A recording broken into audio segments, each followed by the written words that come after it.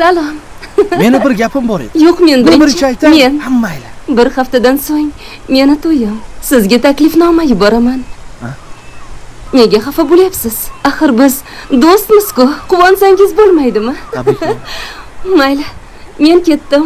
Ertagacha. Xayr.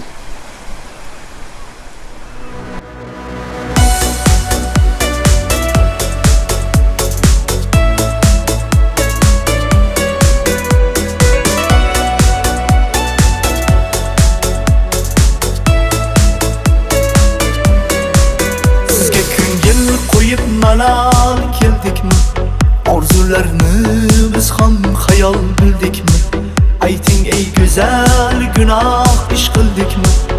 Adashib ko'ngil berib qo'yibmiz-da. Ko'ngil bermadim oshiq qalamlarga, qalamlarga. Boqmadim sizdan o'zga sanamlarga, sanamlarga. Afsus ey bevafo, dil bevafo. Ey bevafo, dil bevafo. Ey bevafo,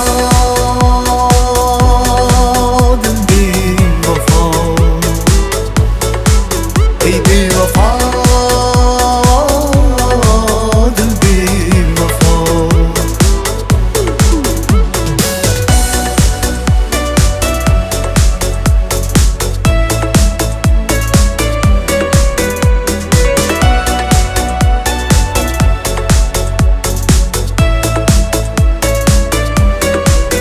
Muhabbatni sotib olib bo'lmaydi.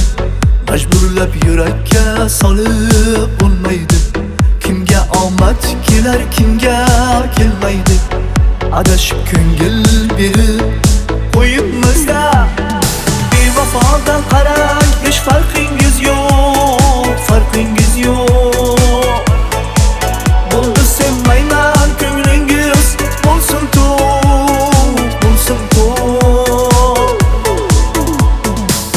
Afsus ey bevafo,